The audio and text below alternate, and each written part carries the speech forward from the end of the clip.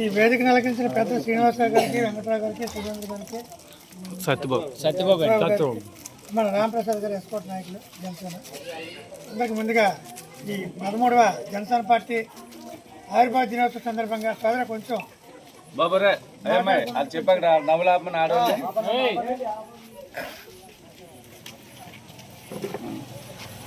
Janasena party 13వ ఆవిర్భావ దినోత్సవ సందర్భంగా అందరికీ శుభాకాంక్షలు తెలియజేస్తూ 2014 సంవత్సరం మార్చి 14వ తారీఖున 5గురితో పవన్ కళ్యాణ్ గారి పార్టీని ప్రారంభించారు. ఆ పార్టీ ఇప్పుడు సరిగ్గా 13వ సంవత్సరం అడుగుపెట్టాం. 12 ఏళ్ళు పూర్తి అయిపోయింది. 5గురితో మొదలైన పార్టీ సభ్యత్వం తీసుకొని ఇవాళ ఒక ఉప ముఖ్యమంత్రి స్థానంలో ఉండి ఒక 7 మంత్రి పదవులు కూడా తీసుకొని ప్రభుత్వంలో మనం భాగస్వామిగా ఉన్నాం. ఏదైతే మనకి చంద్రబాబు గారిని అక్రమంగా జైల్లో పెట్టి జగన్ గారు ఇబ్బంది పెట్టారో ఆ సందర్భంగా పవన్ కళ్యాణ్ గారు మరి జనసేనకి టీడీపీ కూడా చాలా తీవ్రమైనటువంటి నిర్బంధాలు ఎదురవుతున్నాయి. ఈ జగన్మోహన్ రెడ్డి నుంచి ఈ హింసాకాండ నుంచి మనం బయటపడాలంటే దీన్ని ఓడించిన పరిష్కారం ఈ రాష్ట్ర ప్రజలకు విముక్తి చెందాలంటే చెప్పి ఒక ఉద్దేశంతోనే మరి జనసేన పార్టీకి బలం సరిపోలేదు కాబట్టి ఇంకో పార్టీతో పొత్తుతో వెళ్తే తప్ప అతను తీసేయడం సాధ్యం కాదు కాబట్టి జగన్మోహన్ తీసేయాలంటే ఖచ్చితంగా 3 పార్టీలు వాకం అవ్వాలని చెప్పి పవన్ కళ్యాణ్ ముందుండి ఇటు తెలుగుదేశాన్ని అటు బీజేపీని ఎడమపడం ఉన్నప్పటికీ కూడా వాళ్ళు కూడా కలుపుకుంటూ 3 పార్టీలు కూటమిగా ఏర్పడ్డాయి. అటు కేంద్రంలో ప్రభుత్వం బీజేపీ ఉంటుంది. మరి ఆర్థిక వనరులన్నీ కేంద్ర ప్రభుత్వం తెచ్చుకోవాలంటే వాళ్ళు కూడా మద్దతు అవసరమే కాబట్టి వాళ్ళని కూడా కలుపుకోవాలని చెప్పి 3 పార్టీలు కలుపుకొని కూటమిని ఏర్పాటు చేయడం మీ అందరికీ తెలిసిందే. అసలు రాష్ట్రం మొత్తం మీద ఒక కొత్త వరవడితో అంటే మిగతా పార్టీలకు భిన్నంగా ఇప్పుడు మిగతా పార్టీల సంగతి మనకు తెలిసి ఎప్పటి నుంచి పాతుకుపోయారో రాజకీయాలు చేస్తూనే ఉన్నారు. కానీ అందుకు భిన్నమైన పరిపాలన ఇవ్వగలిగితే జనసేన పార్టీ లేకపోతే ఎందుకు బట్ వైసీపీలో టీడీపీలో మనం పరిపాలిస్తే ప్రజలకు ఇబ్బంది పెడితే మరి మనకి భిన్నమైన పరిపాలన ఇవ్వలేము మనం. కాబట్టి కొత్త పార్టీ ఉండాలి. యువతరం రాజకీయాలకు రావడం లేదు. యువతరం రాజకీయాలకు రావాలంటే వీళ్ళకందరికీ కొత్త పార్టీ పెట్టాలి. వీళ్ళందరూ యువకులు, చదువుకున్న వాళ్ళు, దేశభక్తితో ఉన్నవాళ్ళు, ఉడికిరక్తం ఉన్నవాళ్ళు, దేశం కోసం ఏదో చేయాలని తాపత్రయం ఉన్నవాళ్ళు చాలామంది ఉంటారు. వీళ్ళందరినీ జల్లి పెట్టి ఒక అభిమానులు కార్యకర్తల నాయకులుగాను తయారు చేయాలి. వాళ్ళ నాయకత్వంలోనే ఎప్పుడైనా ఈ పార్టీ పవర్లోకి రావాలంటే ఇంచుమించు ఒక 10 ఏళ్ళ పాటు ఈ యొక్క యువకులకి ట్రైనప్ అవ్వాలి. వీళ్ళందరూ కూడా నాయకులు అవ్వాలంటే కాబట్టి నిదానంగా వెళ్దాం. 29న మనం కూటమి తరఫున లేకపోతే ఇంకో రకంగా మొత్తం మీద అయితే ఆయన మనసులో ఉన్న ఆలోచన అయితే 29లో పవన్ కళ్యాణ్ సీఎం అవ్వడం ఖాయం. అది ఆయన అంతర్గతంగా ఉన్న అది కూటమి తరఫున ఉంటారా లేకపోతే ఏమైనా కూటమికి మనకు విభేదాలు వస్తే బయటకు వస్తామా అని మనం చెప్పలేం. ఏదైనప్పటికీ కూటమి గురించి బయటకు వచ్చినా సీఎం అని టార్గెటే, లేదు కూటమిలో ఉన్నా సీఎం అతనే. ఆ రకంగా లోపాకర ఒప్పందాలు ఇవన్నీ జరిగాయి. కాబట్టి ఎట్టి పరిస్థితులు కూడా 29లో మాత్రం 10 ఏళ్ళ కిందట పార్టీ పెట్టడం డిసైడ్ అయ్యాడు 29 పవన్ కళ్యాణ్ సీఎం అని. అయితే కూటమిలో ఉన్నాం కాబట్టి కూటమి 15 ఏళ్ళు ఉంటుందంటే చెప్పండి తప్ప చంద్రబాబు ఉంటాడని చంద్రబాబు నాయకత్వం ఎన్నాళ్ళు పనిచేసి తప్పలేదన్నారు. రేపు పొద్దున్న ఏమైనా ఒక పొరపాటు జరిగితే కూటమిలో ఆయన బయటకు వచ్చడానికి ప్రతిపక్షాలు కూడా సిద్ధంగా ఉన్నాడు.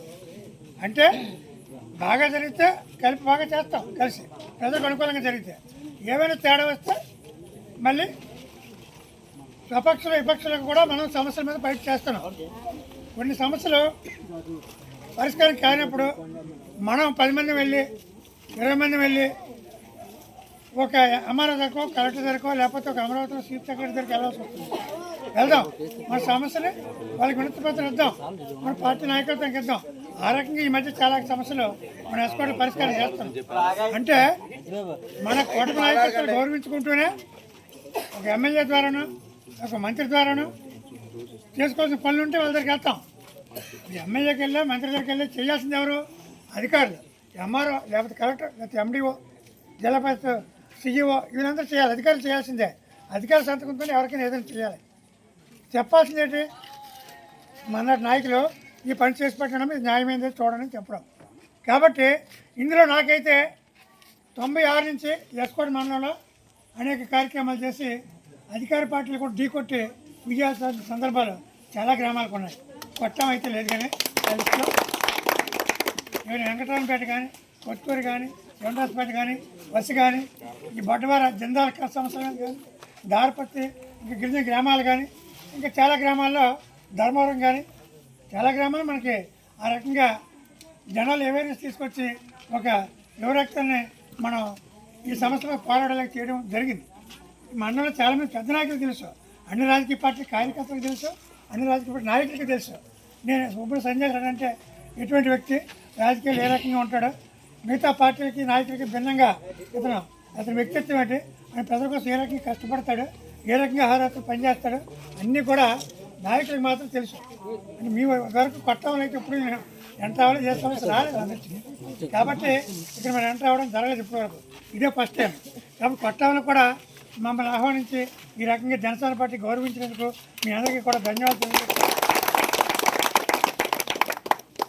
మనకి ఇప్పుడు ఏదైతే కూటమి కట్టామో ఆ కూటమి ద్వారా 21 మంది ఎమ్మెల్యేలు పోటీకి పెట్టాం, 21 మంది ఎమ్మెల్యేలు గెలిపించాడు.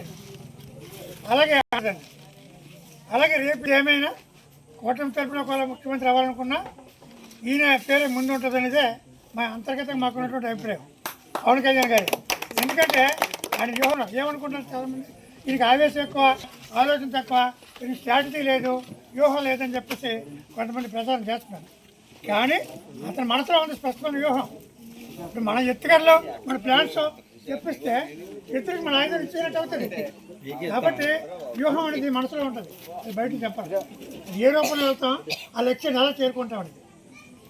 కానీ నేను చెప్పింది పక్క 29లో అయితే మాత్రం జనసేన పార్టీ తరఫున పవన్ కళ్యాణ్ సీఎం అవడం అయితే కన్ఫర్మ్గా అందులో అనుమానమే లేదు. నాకున్న ఇన్ఫర్మేషన్ ప్రకారం ఏమైనా పూర్తి చెప్తాను, అదైతే ఆలోచన అయితే పార్టీకి ఉంది, అది జరుగుతుంది అని నేను నమ్ముతాను. అది కాబట్టి మీకు ఏ సమస్య వచ్చినా ఇప్పుడు మనవాడు చెప్పినట్టు పెద్ద పెద్ద పెత్తందారులు భయపడి ఈ కొట్టంలో బయటికి రాని సందర్భం నేను కూడా విన్నాను. మనకి బంధుత్వం ఉండొచ్చు, చుట్టాలకు ఉండొచ్చు, స్నేహం ఉండొచ్చు. నాకు బంధుత్వం చుట్టాలకు ముఖ్యం కాదు. నాకు ఎవరికైతే సమస్య ఉందో, ఏ పేదవాడికి ఏ కష్టజీవికైతే సమస్య ఉందో ఆ సమస్య మీద పరిష్కారం అయ్యే వరకు దాన్ని వదిలిపెట్టకుండా ఎన్ని నెలలు అయినా సరే, ఒక టైం తీసుకున్నా సరే మధ్యలో వదిలిపెట్టే సమస్య లేదు. అది అయ్యే వరకు కూడా దాని మీద పనిచేసి తీరుతాం. అది మన పితానికి ఎలాంటి పెద్ద నాయకుడైనా పర్లేదు, ఎలాంటి పెద్ద నాయకుడిని ఎదిరిస్తాం. ఆ ఎదిరించేటప్పుడు పార్టీ బలం కొంత ఉంటుంది, మన వెనకాల శక్తి ఉంది. పవన్ కళ్యాణ్ నేను వ్యక్తిని కాదు, వెనకాల శక్తి ఉంది, ఆ శక్తి ఉంటుంది. మీరు కూడా అండదండలు ఇస్తే ఓ 10 మంది కూడితే ఎలాంటి సమస్య అయినా, ఎలాంటి అధికారం, ఎలాంటి యంత్రాంగం అయినా సరే భయపడి పని చేస్తారు. కాబట్టి అలాగే ఎమ్మెల్యే చెప్పిందేమో, లేకపోతే మంత్రి చెప్పారేమో, లేకపోతే ఇంకెవరు మాజీ ఎమ్మెల్యే చెప్పారేమో, మరి ఆ చెప్పింది అయిపోద్దేమో, మనది అవదేమో అనేసి భయాలు మన జనాలు ఉండబట్టే ఇంతకాలం పెద్దలు ఎదిరించి బయటికి రాలేకపోయాం. వ్యక్తం కాబట్టి వీళ్ళకి అర్థమైంది, వీళ్ళకుండా కొంత జ్ఞానంతో కొంత చదువుకున్నారు. కాబట్టి మనం స్వతంత్రంగా మనం ఎవరి ఉక్కబడికలో ఉండిపోకుండా బయటకు వద్దాం. మనం ఈ 3వ పార్టీ అయితే ఈ 2 పార్టీలు భిన్నంగా పరిపాలన ఉంటుంది. పవన్ కళ్యాణ్ నిజాయితీపరుడు, ఆయనకు వచ్చినటువంటి మొత్తం ఆదాయాన్ని కూడా ఎప్పటికప్పుడు ప్రజలకి మనం చూసాం కదా. కౌలు రైతుల భరోసా సందర్భంగా ప్రతి కుటుంబానికి కూడా ఆయన సొంత డబ్బులే పంచుకుంటూ వెళ్ళాడు. మొన్న అయితే ఇప్పుడు ఇన్సూరెన్స్కి సభ్యత్వం చేర్పించుకుంటాం, జనసేన పార్టీ సభ్యత్వం చేర్పించిన తర్వాత రేపు కమిటీలు కూడా వేస్తారు. బూత్ కమిటీల నుంచి మండల కమిటీలు, నియోజకవర్గ కమిటీలు, జిల్లా కమిటీలు, రాష్ట్ర కమిటీలు, మళ్ళీ అన్ని కమిటీలు వేస్తారు ఇప్పుడు. కాబట్టి సభ్యత్వం చేర్పించమని చెప్పారు. ఈ సభ్యత్వానికి 400 మనం సభ్యత్వం మెంబర్షిప్ తీసుకుంటే దానికి మళ్ళీ పవన్ కళ్యాణ్ గారు మనం 2 కోట్లు ఇచ్చారు. ఇంకా సాలపోతే ఇంకా ఇస్తారు. 500 యాడ్ చేసి 200 రూపాయలు ఇన్సూరెన్స్ కంపెనీ కడితే మనకున్న పార్టీ అంతా ఎక్కువ మంది యువత కాబట్టి వాళ్ళు రోడ్డు మీద అటు వెళ్తుంటారు. కాబట్టి ఏదైనా జరగవచ్చు. యాక్సిడెంట్ ఇన్సూరెన్స్ అయితే యాక్సిడెంట్కి ఏదైనా జరిగితే ఆ ఫ్యామిలీకి 5 లక్షలు చెక్ ఇవ్వడం కానీ చూస్తున్నాం, టీవీలో చెప్పడం కానీ చేసి చూపిస్తున్నాం కూడా. అలాగే మరి ఇంకొక ఈ ఏదైనా పాక్షిక అంగవైకల్యం జరిగినా కానీ 5 లక్షలు ఉంది. పాక్షిక అంగవైకల్యం ఒక చుజకాలు ఏదైనా జరిగిననుకో 2.5 లక్షలు. మామూలుగా ఏదైనా జబ్బు జరగవచ్చు, ఒకవేళ ఏదైనా జరిగితే ఆ కుటుంబానికి 1,00,000 రూపాయలు. అది ఇన్సూరెన్స్ సంబంధం లేదు, పార్టీ ఇస్తూ ఉంది. 50,000 రూపాయలు అది ఇస్తాను.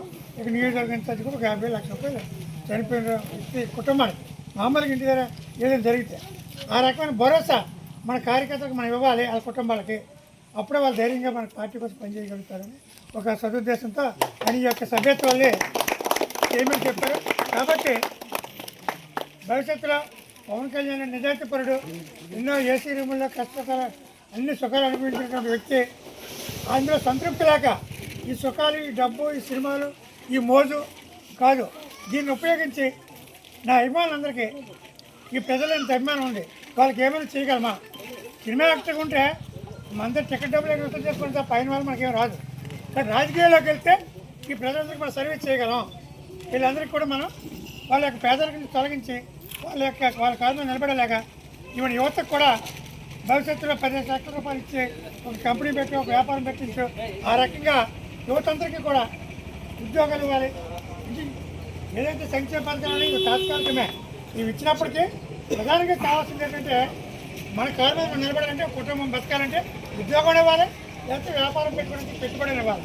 ఇవి రెండు చేసి ఆ రకంగా ఈ రాష్ట్రంలో నిరుద్యోగం నిర్మూలించి యువతకు అందరికీ కూడా ఒక మంచి వ్యాపారం పెట్టుబడులు పెట్టించి సబ్సిడీ ఇచ్చే 10 లక్షలు 20 లక్షలు ఆ రకంగా మొత్తం యువతరాన్ని అందరినీ ఉద్ధరించినట్టయితే ఈ రాష్ట్రం యొక్క ఆదాయం పెరుగుతుంది. ఆ రకంగా వాళ్ళు బాగా ఆదాయాలు సంపాదిస్తే ఆ రకంగా రాష్ట్రం అభివృద్ధి చెందుతుందని చెప్పేసి అది ఉద్దేశం. దాంతోపాటు ఈవేళ మోడీ గారి సపోర్ట్ ఇటు ఉంది. కేంద్రంలో మోడీ గారు అయితే అతని ఇమేజ్ వల్లే ఇవాళ కర్ణాటక, తమిళనాడు, మహారాష్ట్ర, ఈ కర్ణాటక ఈ రాష్ట్రాలన్నీ కూడా అతన్ని ఉపయోగించుకొని ఎన్నికల ప్రచారం తిప్పుతున్నాం. కారణం ఏంటంటే